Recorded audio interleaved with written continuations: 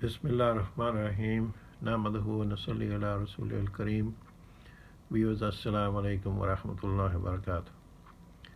The verses that follow in Surah Al-Imran, that is 93, 94, and 95, once again demonstrate that the people who try to understand the Quran without the help of the Hadith are making a big mistake. If they understand it, they're understanding, or if they understand or without the Hadith, they'll get a very different meaning. So this is an example to show how this is important in the understanding of the Quran. The translation of verse 93, all food was lawful for the children of Israel except what Israel made unlawful for themselves before the Torah was revealed. Say, bring here the Torah and recite it if you are truthful. In verse 394, Surah Al-Imran, verse 94, it says, then after that, whosoever shall invent a lie against Allah, then it is these that are the wrongdoers. And 95 goes to say, Allah has spoken the truth, follow the religion of Ibrahim, the Hanif, the monotheist, and he was not of the mushrikeen. This verse, of course, has, these verses have a background that Imam Ahmad recorded from Ibn Abbas, Raziyallahu anhu, that a group of Jews came to Allah's Prophet and said, talk to us about some things that we will ask you and which only a prophet would know. He said, ask me about whatever you wish, however give your pledge to Allah, similar to the pledge that Yaqub took from his children, that if I tell you something and you recognize its truth, you will follow me in Islam. They said, agreed. The Prophet ﷺ said, ask me about whatever you wish. They said, tell us about 4 matters. What kinds of food did Israel prohibit for himself? Second question, what about the sexual discharge of a woman and a man, and what role does each play in producing male or female offspring? Number 3, tell us about the condition of the unlettered prophet during sleep. And number 4, who is his wali, supporter among the angels? The Prophet ﷺ took their covenant that they will follow him if he answers these questions, and they agreed.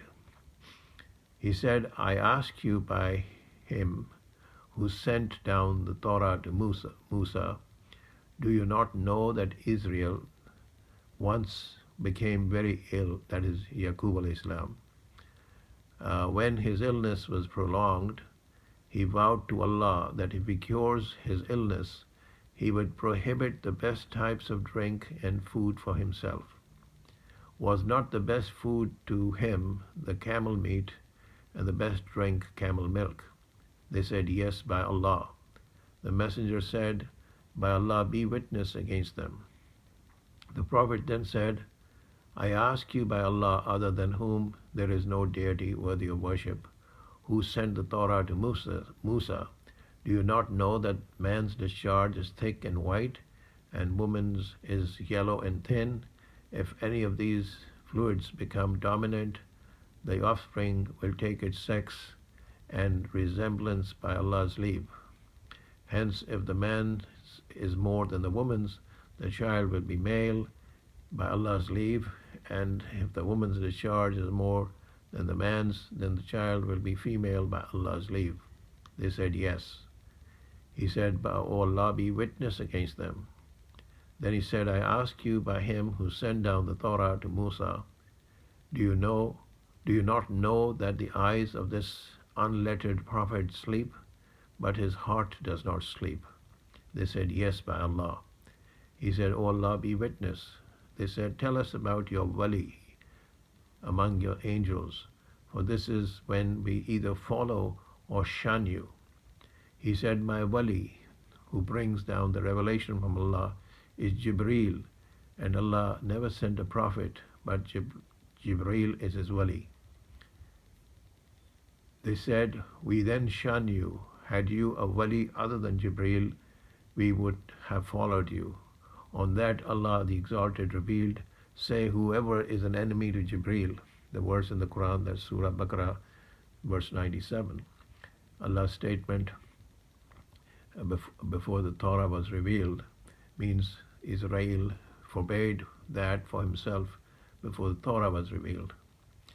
So this hadith gives us the understanding that the Bani Israel, the children of the prophets, of the followers of the prophets, were aware of the knowledge. They had the knowledge from the books of Allah, and Rasulullah SAW informed them what was truth, what was had been revealed before, but they still rejected him because they thought that Jibreel alayhi salam, the angel of revelation, was not their enemy, their friend. So they rejected, even knowing the truth, they did not accept it.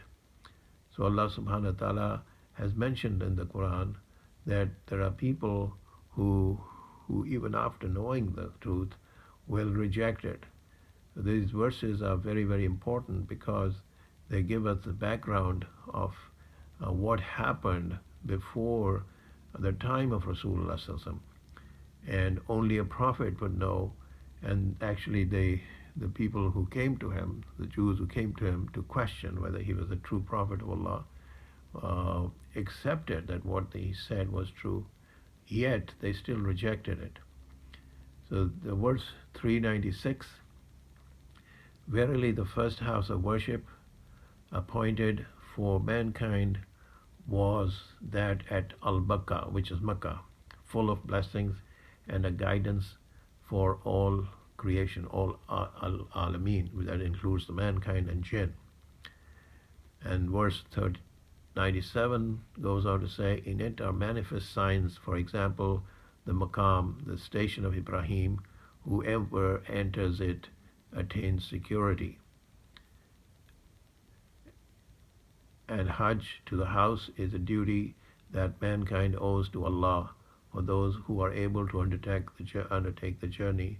If anyone, and whoever disbelieves, then Allah stands not in need of any of the Alameen. This is a reference, of course, to the Kaaba. That's the first house of worship, and that is visited by millions of Muslims every year to perform the Hajj, the annual pilgrimage, which has been going on since the times of Ibrahim alayhi salam. So these verses are very important for understanding of the Quran, that the worship of Allah requires obedience to Allah in all matters, and not just in matters of salat, but in matters that have been mentioned in the Quran as duties, as mandatory. So Allah subhanahu wa ta'ala created the human being and the jinn for a reason. He created them for his worship, for obedience. And this is how he will sift the people on the day of judgment based upon their obedience to his commandments. So we ask Allah subhanahu wa ta'ala to give us the understanding of the Quran and to help us follow in the footsteps of Rasulullah sallallahu alaihi wasallam. Wa akhir dawana in alhamdulillahi rabbil alameen.